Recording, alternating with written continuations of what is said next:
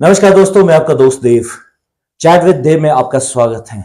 बहुजन TV ने आज मेरे सामने एक ऐसी टीम ला दी है, ऐसे ऐसे शख्स को आज हमारे स्टूडियो में है जिनके साथ हम एक एक्ट पर एक बात करना चाहते हैं। एक बहुत बड़ा एक्ट जो हिमाचल प्रदेश में अनुसूचित जाति और जनजाति के लिए ये लोग एक संघर्ष कर रहे हैं, और एक ऐसा एक्ट जो कि एक आप सब लोगों ने आज पूरे प्रदेश में ये बातचीत हो रही है। एक सब प्लान आता है, सब प्लान एक बजट गवर्नमेंट ऑफ हिमाचल एक सब प्लान अलग से रखती है। ये सारी चीजें मैं सर से बात करने वाला हूं। एक स्टेट कॉलेज की टीम मेरे सामने है, और जिसमें मैं विश्व प्रेमी और मिस्टर डीपी चंद्रा जी से बात करने जाऊंगा, और मैं सारा इंट्रोडक्शन इनसे मैं पूरा लूंगा इस प्लान के बारे में भी, कि अनुसूचित और अनुसूचित जनजाति एक्ट सब प्लान जो बनने जा रहा है ये है क्या है, और इसके लिए संघर्ष जो है इनका वो कितना है और कितना बड़ा है, और इसके क्या उद्देश्य है, ये सारा डिस्कस मैं आज इनसे करने जा रहा हूं। सर, मेरा आपसे सीधा सवाल है कि ये जो आप इसके लिए संघर्ष कर रहे हैं, मतलब काफी सालों से, मुझे लगता है कि आप काफी सालों से इसके लिए संघर्ष कर रहे हैं कि ये जो SC और ST सब प्लान, अनुसूचित और अनुसूचित जनजाति का जो आपका ये सब प्लान है, और इसके लिए आप संघर्ष कर रहे हैं, आपने कैसे सोचा कि ये चीज जो है, गवर्नमेंट तो रखती है इसमें, गवर्नमेंट तो आपके लिए सब प्लान में पूरा वो रखते हैं, पूरा प्रावधान होता है, तो आपने एक्ट बनाने के लिए कैसे सोचा? आपके दिमाग में व्यू प्रिंट कहां से आया कि ये जो है गवर्नमेंट, जो पैसा गवर्नमेंट रख रही है वो पैसा लोगों तक नहीं पहुंच रहा है, हमारे लोगों तक नहीं पहुंच रहा है, बहुजन के लोगों तक नहीं पहुंच रहा है, जो लोग नीडी है उन तक भी नहीं पहुंच रहा है। इसलिए मेरा एक डायरेक्ट सवाल है कि आपके दिमाग में ब्लूप्रिंट बना कैसे कि इस पर काम किया जाए, और क्योंकि जब तक ये जो पैसा आ रहा है जब तक उन लोगों तक नहीं पहुंचा तो उनका विकास तो नहीं होगा।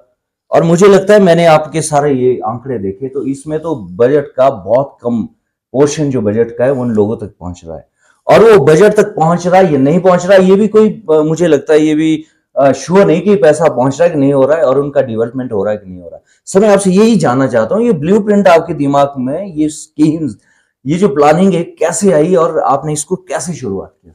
सर आप जरा बताओ। आदरणीय देव भारती जी, आपका स्वागत है। आप बहुजन टीवी के हम आभारी हैं कि आज डॉक्टर भीमराव अंबेडकर की जयंती के अवसर पे सबको बधाई, पूरे प्रदेशवासियों को, देशवासियों को। और आज इस जयंती के अवसर पर आपने हमें समय दिया, इसके लिए हम आभारी हैं। जहां तक अनुसूचित जाति जनजाति उपयोजना के बारे में चर्चा का मुद्दा है, हम इसकी शुरुआत आज से ही कर रहे हैं कि ये जो मुद्दा आज हम बाबा साहब की जयंती मना रहे हैं, बाबा साहब ने संविधान के जो नीति निर्देशक सिद्धांत हैं, उन नीति निर्देशक सिद्धांतों में एक आर्टिकल 38 है और आर्टिकल 46 है। तो इन जो दोनों जो आर्टिकल्स हैं, इनमें जो समाज का उपेक्षित और वंचित समाज है, जिसको हम अनुसूचित जाति जनजाति समाज कहते हैं, उनकी हिस्सेदारी के मुद्दे पर जो है वो प्रावधान है आर्टिकल 38 और 46 में, जो नीति निर्देशक सिद्धांत हैं। वो ये कहते हैं कि जो समाज का, अनुसूचित जाति जनजाति का समाज है, जो शैक्षणिक और आर्थिक दृष्टि से कमजोर है, दूसरे वर्गों से कम है, अभी उनकी स्थितियां कैसे उनको बराबरी पे लाया जाए, वो एक प्रोविजन है उन आर्टिकल 38 और 46 में कि उनका आर्थिक विकास और शैक्षणिक विकास होना चाहिए। तो उसी प्रोविजन के तहत 79 में, 1979 और 80s के दौर में इस पे चर्चा हुई, कुछ प्रेशर बना कि ये इनकी हिस्सेदारी पे जो है बजट का आवंटन होना चाहिए, अनुसूचित जाति जनजाति की अनुपातिक हिस्सेदारी पे बजट का आवंटन होना चाहिए। तो उसी प्रावधान के अंतर्गत जो बाबा साहब ने कॉन्स्टिट्यूशन में जो प्रावधान बनाया, आर्टिकल 38 और 46, उसके तहत जो है 79 में अनुसूचित जाति और अनुसूचित जनजाति विशेष घटक योजना के नाम पे इस की शुरुआत हुई, और 1980 में जो हमारा 6th 5 ईयर प्लान है, 6ठी पंचवर्षीय योजना है, उसके तहत जो है ये प्रोविजन आया। और इसके दो सिद्धांतों पे ये उपयोजना बनी। इसके दो सिद्धांत थे कि ये जो पैसा है ये उनकी आबादी के अनुपात में आवंटित होगा और ये पैसा ना डाइवर्ट होगा ना ये पैसा लैप्स होगा और ये पैसा अनुसूचित जाति समाज के शैक्षणिक और आर्थिक विकास पे खर्च होगा। तो ये एक वहां से इसकी पृष्ठभूमि है और जो छठी पंचवर्षीय योजना है उसमें इसका प्रावधान आ गया और इसकी शुरुआत हो गई। चलते चलते जो है 1980 से 2000 तक 2001 में जो दलित सिविल सोसाइटीज है वहां थोड़ा सोचने पे मजबूर हुए कि ये जो प्रावधान आया है क्या वो पैसा उस समाज के लिए आवंटित सही तरीके से हो रहा है, वो पैसा जिन सिद्धांतों के अनुरूप वो आवंटित हुआ क्या वो पैसा लैप्स तो नहीं हो रहा है या डाइवर्ट तो नहीं हो रहा है दूसरे कामों पे। तो ये थोड़ा एक असेसमेंट करने की चर्चा शुरुआत हुई कि 20 साल के बाद देखा जाए कि वो जो पैसा है वो कहां जा रहा है। तो ये एक राष्ट्रीय स्तर पे एक संस्था है दलित अध्ययन के लिए, उनका नाम है सेंटर फॉर दलित स्टडीज। तो उसके जो चेयरपर्सन है आदरणीय मालेपल्ली लक्ष्मैया जी, उन्होंने पूरे देश में अनुसूचित जाति जनजाति जो उपयोजना है उसका अध्ययन किया कि कहां वो पैसा जा रहा है। तो ये लगा कि वो पैसा जो उसके सिद्धांत थे मुख्य तौर पे कि वो पैसा डाइवर्ट नहीं होगा और ना पैसा लैप्स होगा, परंतु वो उनके सिद्धांतों के विपरीत वो पैसा लैप्स भी हो रहा था और वो डाइवर्ट भी हो रहा था। और तब से ये मुहिम धीरे धीरे पूरा जो दलित सिविल सोसाइटी है, जो न्याय के पक्षधर जो लोग हैं, उनके बीच में चर्चा की शुरुआत हुई। दर्शकों, आज जो सर ने एक बहुत अच्छी इंट्रोडक्शन दी, बहुत बढ़िया, ये कि ये कैसे ये शुरू हुआ, इसकी शुरुआत कैसे हुई और इसमें संविधान में किस तरह का प्रावधान है, ये सारी। सर आप थोड़ी सी एक इंट्रोडक्शन दो सर, आप कि लोगों को लगे, दर्शकों को लगे कि आप कहाँ से आते हैं, आप कौन सी संस्थाएं, कौन से इलाके से आते हैं। और सर ये चंदा जी भी थोड़ा सा अपना इंट्रोडक्शन, क्योंकि लोगों को लगेगा कि इस पर जो काम कर रहे हैं आपकी ऑर्गेनाइजेशन क्या है, कहाँ पर एस्टेब्लिश है, और एक थोड़ा सा आप इंट्रोडक्शन दो सर अपना। हाँ, मेरा नाम सुखदेव विश्वप्रेमी है और मैं एक 2007 में एक कैंपेन शुरू हुआ, उसका नाम है सामाजिक आर्थिक समानता के लिए जन अभियान। उसकी एक शुरुआत हुई और पहले तो हमने हिमाचल प्रदेश में एक अध्ययन किया कि अनुसूचित जाति जनजाति और जो अल्पसंख्यक पिछड़ा वर्ग महिलाओं की स्थिति क्या है, और एक अध्ययन किया। उस अध्ययन में ये पाया गया कि सबसे जो ज्वलंत मुद्दा था वो अनुसूचित जाति के बच्चों का मुद्दा आया सामने। तो उसके अंतर्गत हमने एक भेदभाव मुक्त शिक्षण संस्थान का इनिशिएटिव शुरू किया और दूसरा इनिशिएटिव हमने पंचायतों का क्या रोल होता है सामाजिक न्याय में, एक भेदभाव मुक्त पंचायत की एक शुरुआत करी। इसके साथ साथ कुछ लैंडलेस के इश्यूज थे, उन पे कुछ शुरुआत करी, एक भूमिहीन भूमि अधिकार मंच का शुरुआत करा और महिलाओं और बच्चियों की स्थिति क्या है उसमें एक महिला अधिकार मंच का एक इनिशिएटिव शुरू किया। और ये जो जिस मुद्दे पे हम आज चर्चा कर रहे हैं, हम उस दौर में ये बात कर रहे थे कि विकास के क्षेत्रों में अनुपातिक हिस्सेदारी होनी चाहिए हर क्षेत्र में। सर आगे हम इस पर अभी बात करेंगे। सर थोड़ा सा इंट्रोडक्शन में डीबी चंदा जी से भी चाहूंगा। चंदा जी सर आप थोड़ा सा अपना वो कि किस तरह से आप कहाँ से किस क्षेत्र से, और आपका थोड़ा सा मुझे इंट्रोडक्शन दो, आप दर्शकों के लिए भी थोड़ा इंट्रोड्यूस हो जाएंगे। पहले तो आपका बहुत बहुत धन्यवाद। Thank you sir, thank you कि आपने हमें समय दिया, ठीक है, अपना विचार रखने के लिए। मैं धर्मपाल चंद्रा हूँ और भारतीय वन सेवा से सेवानिवृत्त हूँ। अच्छा। और चंबा जिला मेरा अच्छा जिला चंबा से, हाँ वहाँ का रहने वाला हूँ और धर्मशाला में भी सेटल्ड हूँ। यस। और शेड्यूल कास्ट वेलफेयर एसोसिएशन एक संस्था है जो अनुसूचित जाति के लिए काम करती है, उसमें उसका मैं वाइस प्रेसिडेंट हूँ। और एक कोलिशन बना है जो SC/ST सब प्लान के लिए, जिसके बारे में हम आज चर्चा कर रहे हैं, उसका मैं सदस्य हूँ। तो SC/ST ये कोलिशन जो है इसके बारे में आपको मैं थोड़ा सा बता दो सर। बता दूं हाँ जी, कि कोलिशन है क्या?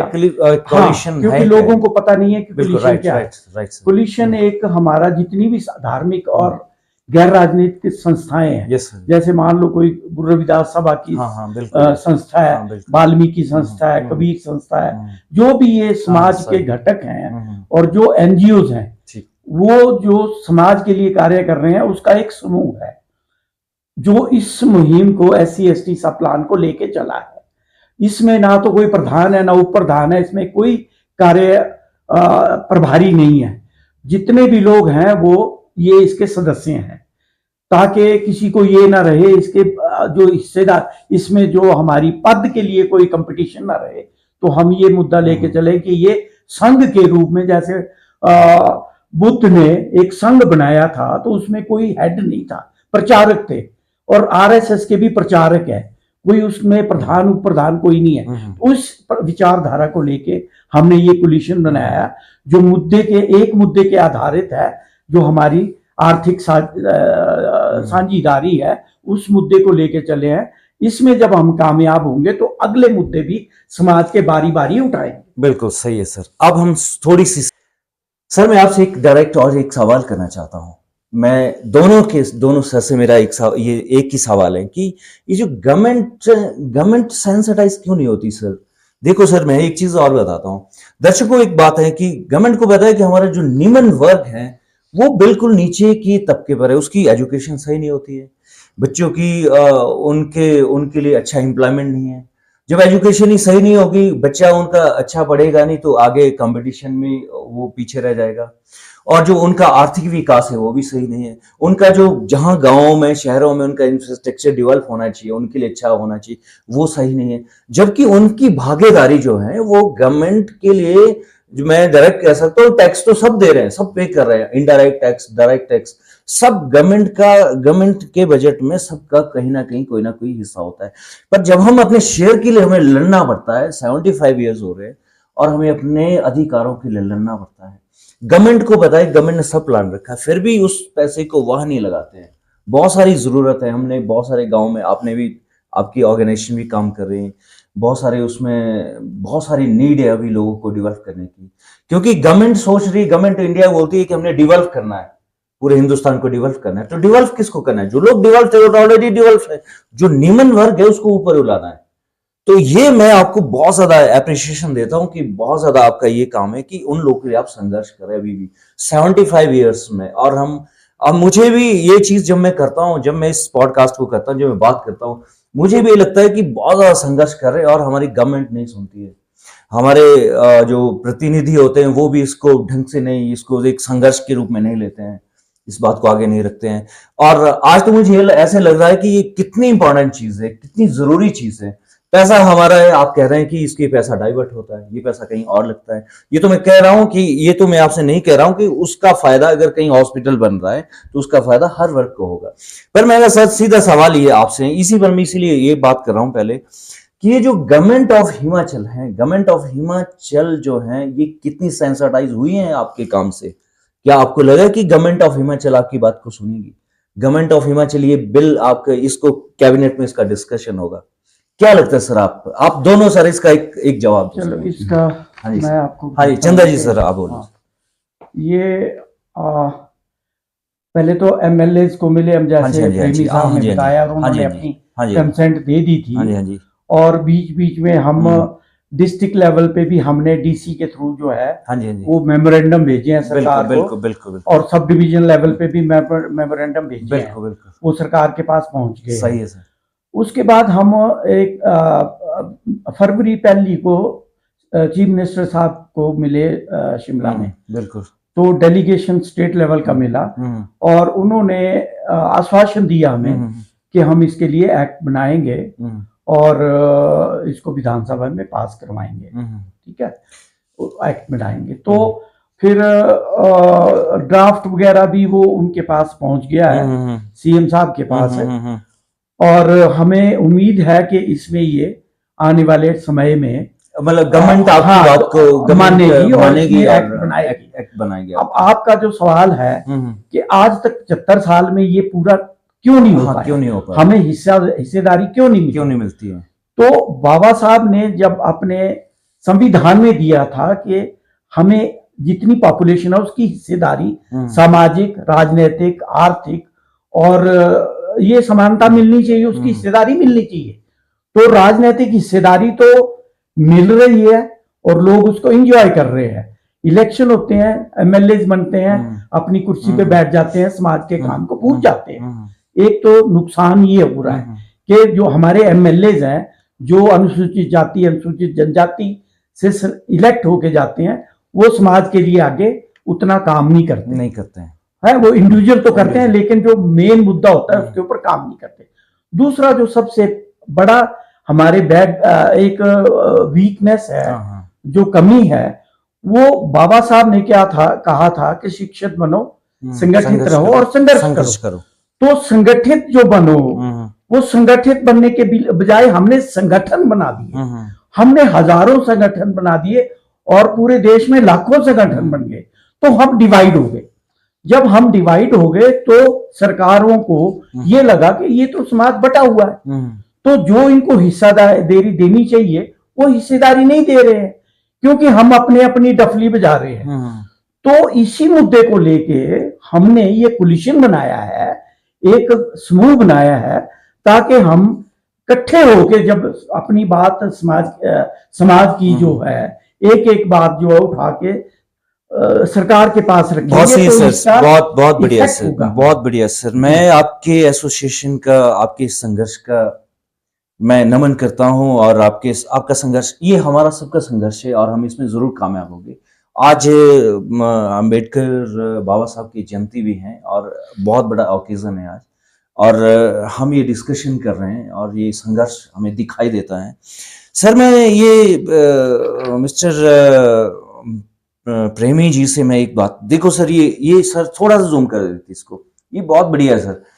ये देखो सर, आपका ये स्टेट का जो ये बजट है सर, आपके पास भी ये होगा सर स्टेट का ना, ये देखो सर, ये 185 budget actually benefiting SC and SC communities के लिए 185 करोड़ है, जबकि आपका एससी और डीपी एलोकेशन वो रहा है उसमें था 3464।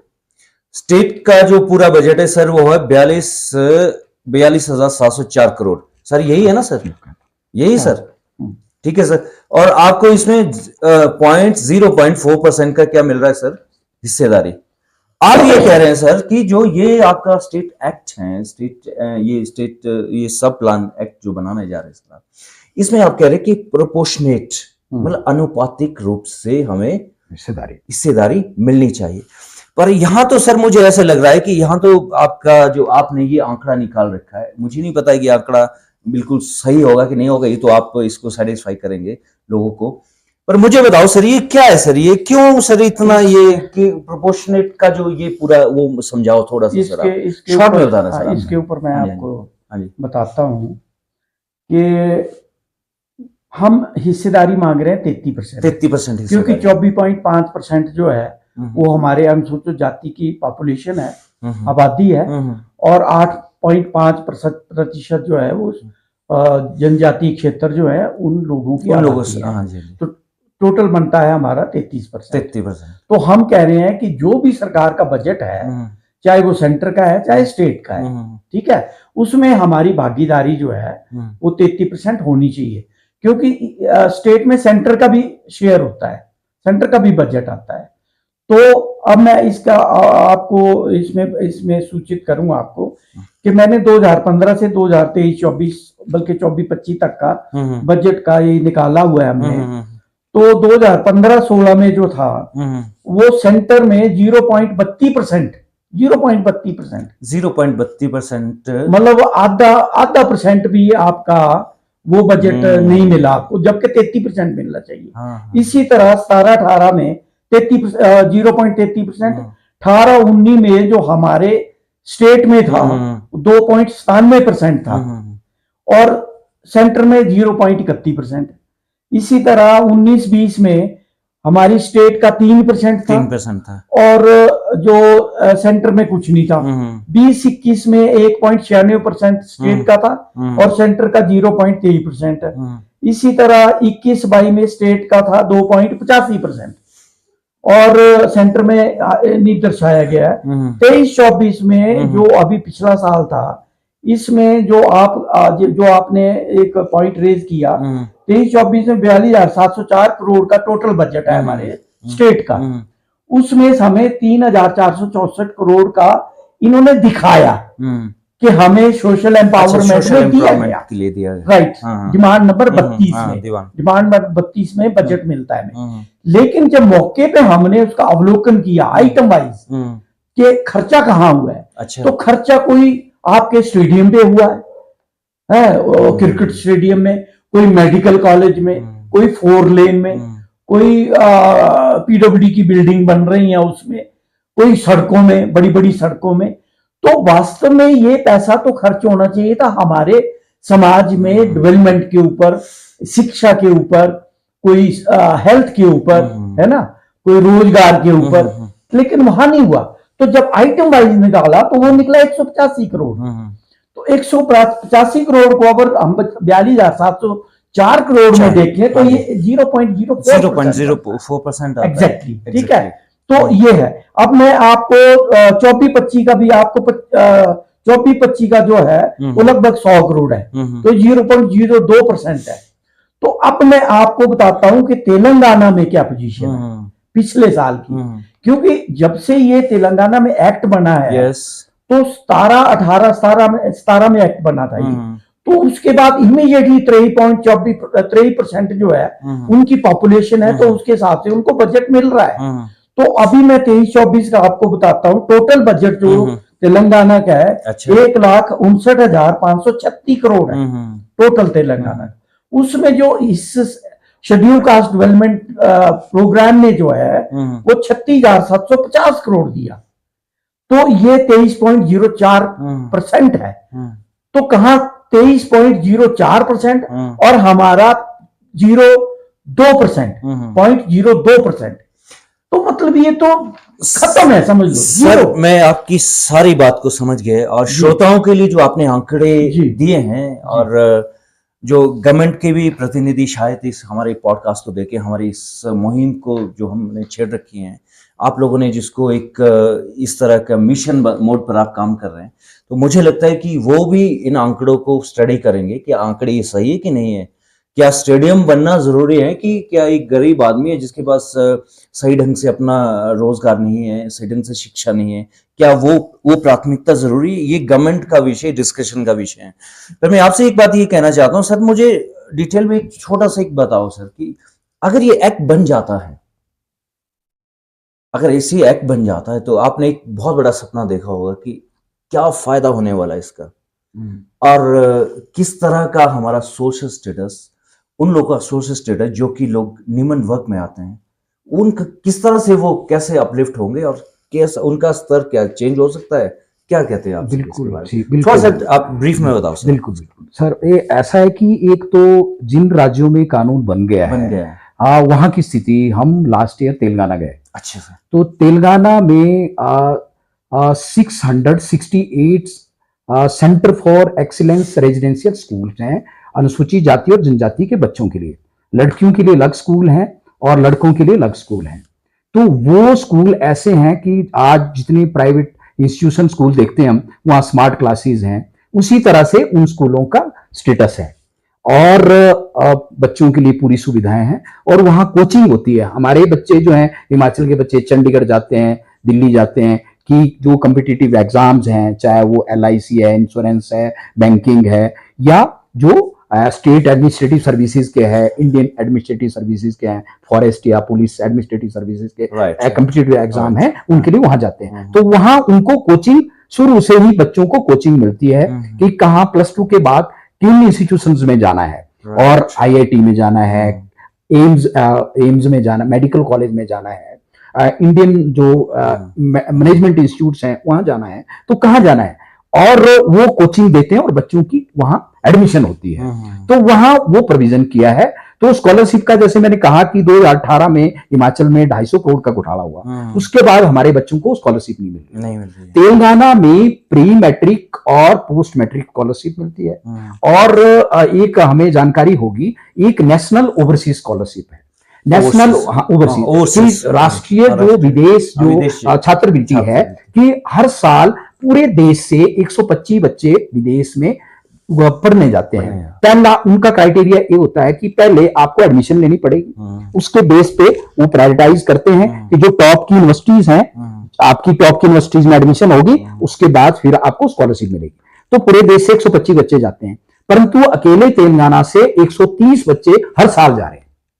तो ये बड़ी चिंता की बात है कि हमारा जो नौजवान है उसके लिए स्कॉलरशिप नहीं है, चाहे वो स्कूल में पढ़ रहा है, कॉलेज में है, यूनिवर्सिटीज में है, टेक्निकल एजुकेशन ले रहा है, प्रोफेशनल एजुकेशन ले रहा है, उसके लिए स्कॉलरशिप नहीं है।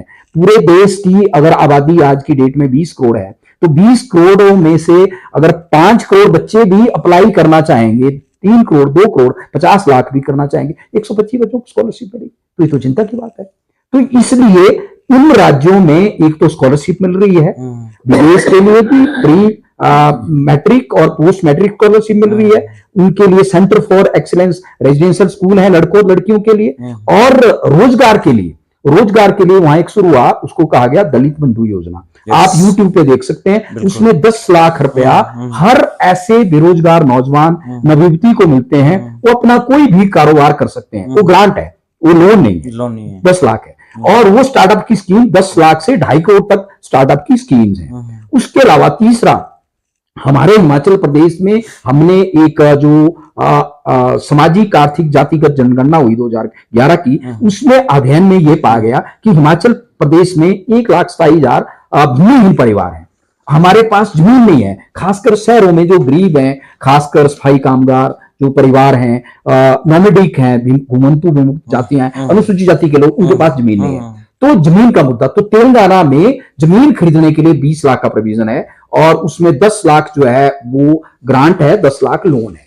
तो इस तरह के जो प्रोविजन आ गए, हम चाह रहे हैं कि हिमाचल में भी हमारे जो बेरोजगार हैं, हमारे जो छात्र हैं, जो स्कूल में पढ़ रहे हैं, कॉलेज में पढ़ रहे हैं, यूनिवर्सिटीज में पढ़ रहे हैं, बड़े मुश्किल से पढ़ रहे हैं, वो कोचिंग नहीं ले पाते, और हमारे बेरोजगार जो हैं वो ड्राइवर हैं, कोई कंडक्टर हैं, या किसी दुकान में काम करते हैं। हमारा ये हिस्सेदारी का सवाल है। हम ये कहते हैं कि आपका ये हम आज उपयोग में बैठे हैं, कितनी हमारी दुकानें अनुसूचित जाति के नौजवानों की हैं, कितने हमारे गाड़ियां यहां चलती हैं, वो कितनी हमारी गाड़ियां हैं। तो हम कहते हैं कि ये आबादी के अनुपात का नियम है।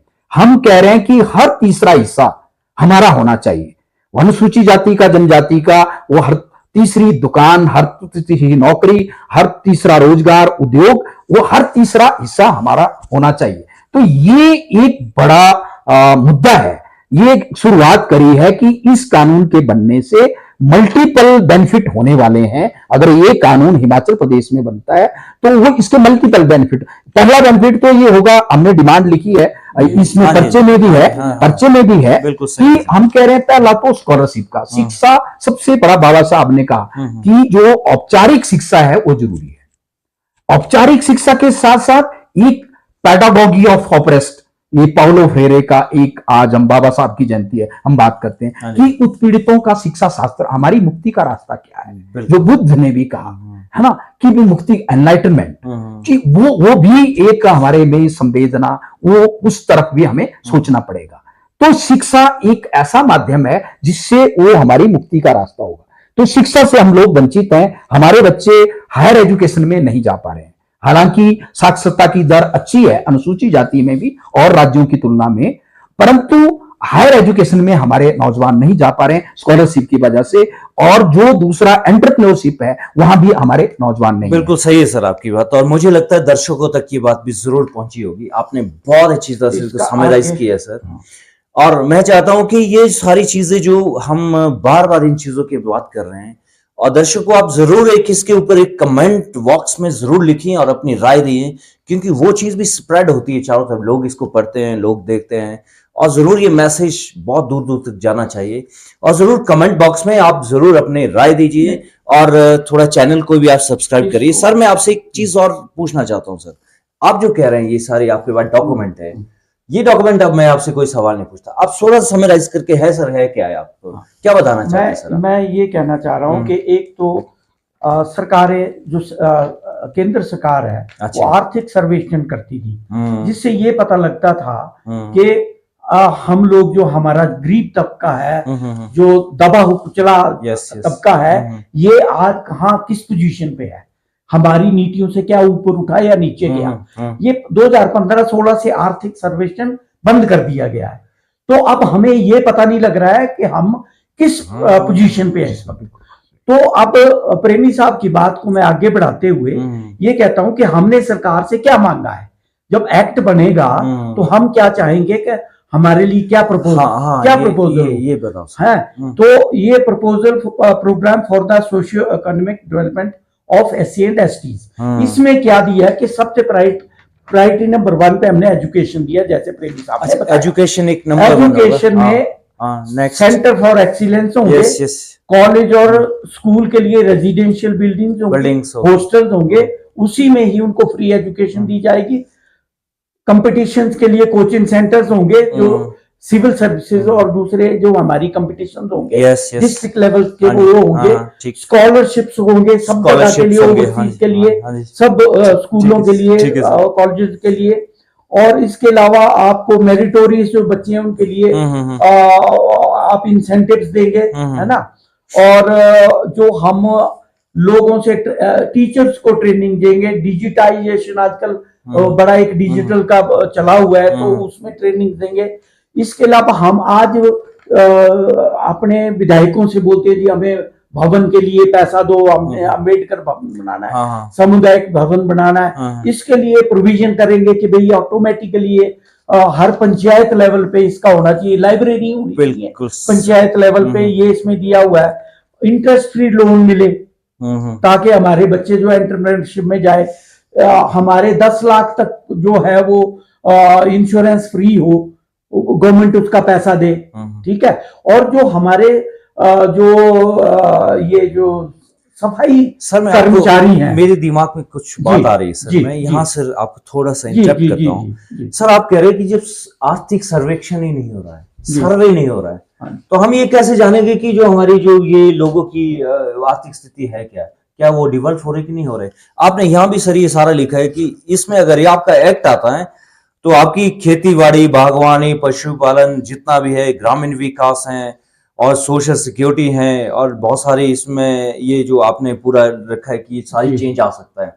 मैं इसको अभी इसीलिए समराइज करना चाह रहा हूँ कि रोजगार, स्वरोजगार, जितना भी आपने ये कहा है कि ये सब कुछ ये चेंज होगा। दर्शकों, ये जो चीज है ये सारी उन लोगों के लिए है जो लोग अब ये स्पेशल एक प्लान है, ये सिर्फ एससी और एसटी के लिए।